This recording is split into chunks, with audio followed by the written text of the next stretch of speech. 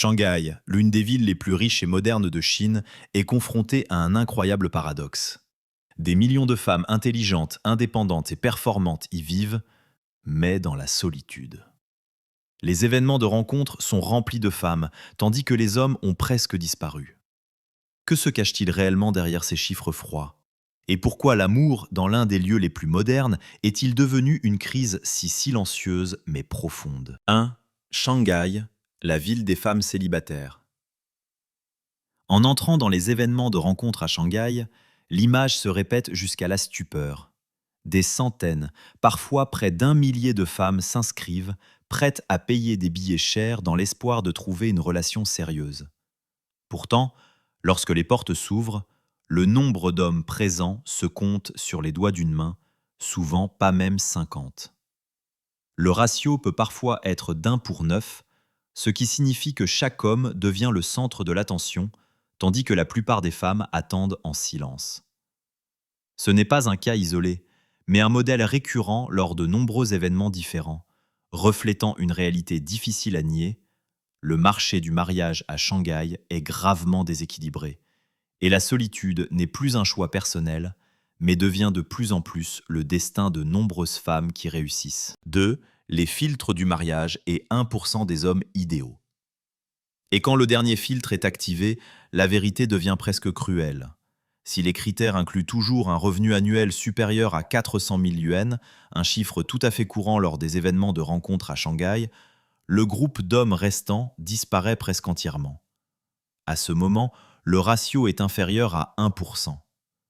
Cela signifie que dans cette immense ville, moins de 1000 hommes correspondent à l'image idéale que tant de femmes recherchent. C'est pourquoi un tel homme, dès qu'il apparaît à un événement de rencontre, devient immédiatement un prix, entraînant une compétition silencieuse mais féroce. Et à partir de là, le fossé entre les attentes et la réalité s'élargit, ce qui indique un problème bien plus vaste. 3. Les femmes excédentaires. Mais les chiffres ne sont que la partie émergée de l'iceberg. Derrière ce déséquilibre se cache une étiquette lourde que la société chinoise impose aux femmes célibataires, en particulier dans les grandes villes comme Shanghai. Le terme « femme excédentaire » a commencé à se répandre dans les années 2000 et désignait les femmes non mariées de plus de 27 ou 30 ans. L'amère ironie est que, qu'elles aient une carrière stable, une bonne santé, une maturité émotionnelle ou une indépendance financière, la société ne les considère qu'à travers une seule question: sont-elles mariées ou non? Et si la réponse est non, elles sont immédiatement entourées de pressions de toutes parts, de la famille, des collègues, des voisins aux médias, transformant leur vie privée en un processus sans fin. 4. Liberté, carrière et le prix invisible. Le paradoxe est que c'est précisément la société moderne qui a ouvert une voie complètement différente à ces femmes. Dans les grandes villes, elles sont encouragées à étudier, à se développer, à bâtir une carrière et à atteindre l'indépendance financière. Beaucoup d'entre elles gagnent plus de 200 000 yuan par an, mènent une vie stable et n'ont besoin de dépendre de personne pour exister. Pourtant, cette indépendance devient une arme à double tranchant. Aux yeux de nombreux hommes, l'image de la femme qui réussit est celle d'une femme exigeante, difficile, voire arrogante. Chaque année qui passe, chaque anniversaire qui approche, le prix invisible de la liberté augmente, car elles sont d'une part au sommet de leur réussite personnelle, mais d'autre part considérées par la société comme celles qui ont raté le coche dans la vie. 5. Le piège qui définit la valeur des femmes. Cette stigmatisation n'existe pas par hasard, mais est constamment nourrie et répétée par les médias de masse. Des séries télévisées aux émissions de rencontres en passant par les publicités, le même message est toujours souligné. Une femme de valeur est celle qui se marie tôt, fonde une famille et lie sa vie à un homme qui réussit. Celles qui ne correspondent pas à ce modèle sont souvent dépeintes comme solitaires, déçues ou célibataires par leur propre faute. Dans ce piège de la définition, les femmes n'ont guère le bon choix. Si elles vivent de manière indépendante, elles sont jugées. Si elles abaissent leurs standards pour plaire à la société, elles doivent accepter une vie malheureuse, et cette déchirure s'approfondit de plus en plus dans la psyché de toute une génération. 6. L'héritage de la politique de l'enfant unique. Cette pression ne vient pas seulement de la culture ou des médias, mais trouve aussi son origine dans une décision politique vieille de plusieurs décennies.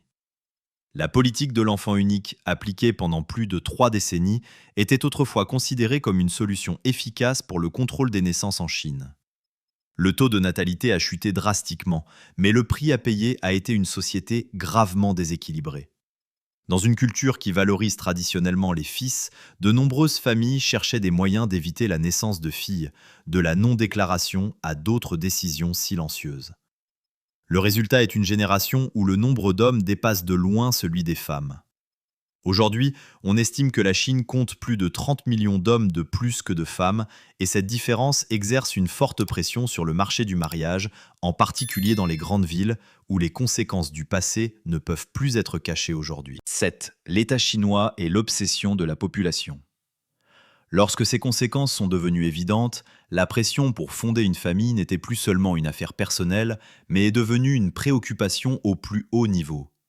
Pour l'État chinois, le fait que des millions de femmes retardent ou refusent le mariage est un grave problème économique, social et politique.